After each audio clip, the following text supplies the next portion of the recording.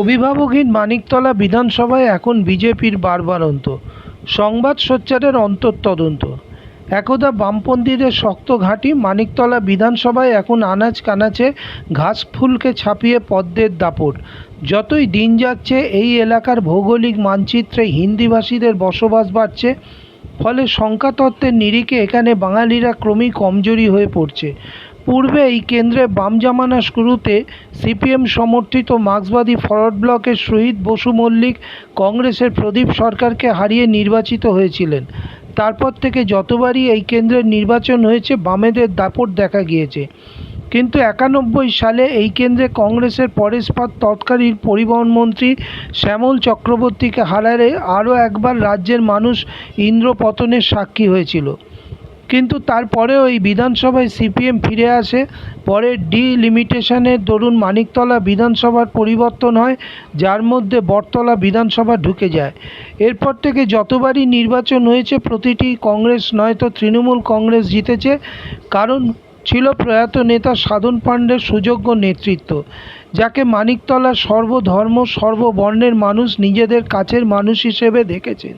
ফলে সাধনবাবু ছিলেন পরপর 9বার বিজয়ী বিধায়ক, কিন্তু তার মৃত্যুর এই কেন্দ্রটি এখন বিধায়ক শূন্য।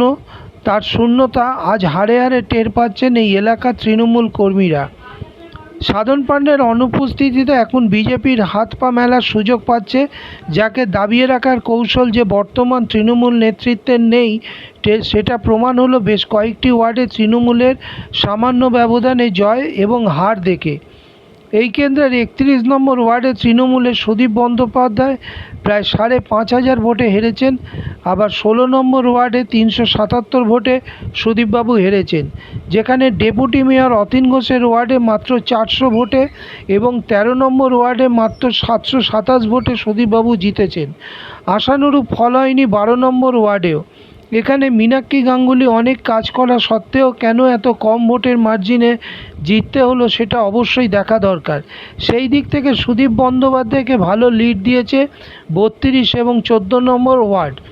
এ বিষয়ে 13 নম্বর ওয়ার্ডের বুথওয়ারি কিছু তথ্য আমাদের হাতে এসেছে। তাতে দেখা যাচ্ছে এমন কিছু পার্টে তৃণমূলের হতাশাজনক ফল হয়েছে যা একেবারেই কাম্য নয়। যেমন 40, 41, 42, 43 প্রতিটি পার্টে পুরো পরিষেবা থেকে লক্ষ্মী ভাণ্ডার, কন্যাশ্রী, বার্ধক্য ভাতা সব রকম সরকারি প্রকল্পের সুবিধা নিয়েও এরা কেন বিপরীতে ভোট দিল তাই নিয়ে তথ্য তলাশের প্রয়োজন আছে।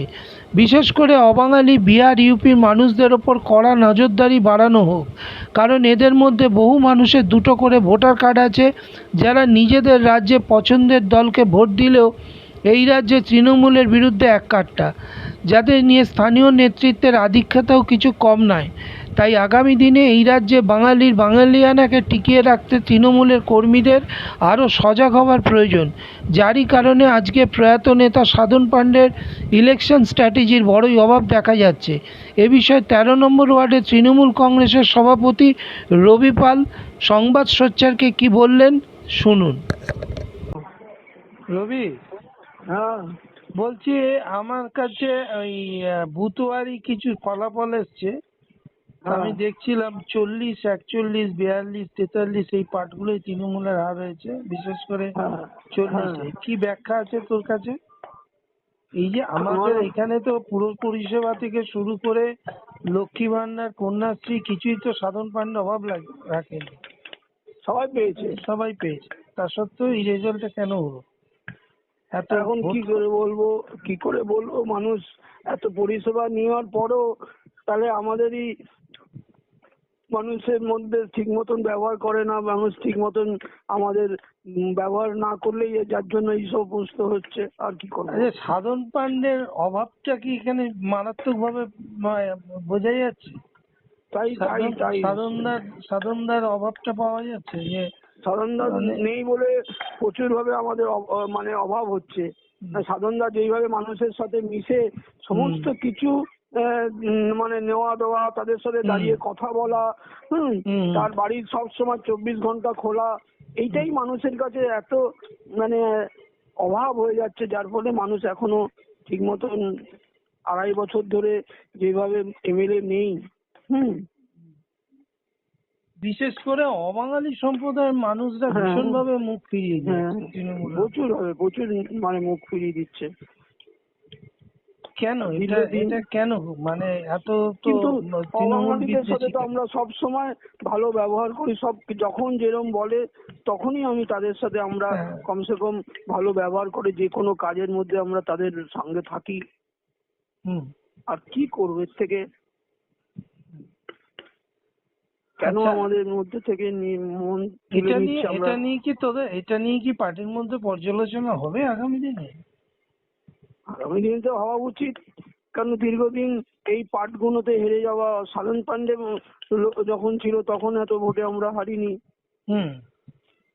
এখন কেন হারছি? সমস্ত রকম পুরো পরিষেবা থেকে শুরু করে সমস্ত হ্যাঁ, রকম প্রকল্পের এবং কোভিড এর সময় প্রচুর সুযোগ সুবিধা এরা প্রচুর সুযোগ পেয়েছে। সুবিধা। আমরা হ্যাঁ। 1 মাস ধরে খাইয়েছি হ্যাঁ। দাসপাড়াতে, 1 মাস ধরে খাইয়েছি, 1 মাস করোনার সময় দাসপাড়াতে। এটা তারপরে সাধনদা আমাদের লুচি আলুর দম বিকেলবেলা সকাল দুপুরে খাইয়েছি, রাতে লুচি আলু যখন যা পেয়েছে সাধনদা আমাদের পাঠিয়েছি। আমরা সমস্ত জায়গায় দাসপাড়া থেকে শুরু করে টানা 13 নম্বরে সব জায়গায় দিয়েছি। কোনো নেতা মন্ত্রী কেউ আদার্স কোনো নেতা ছিল না, আমরা সাধনদার সাথে যেভাবে কাজ করেছি।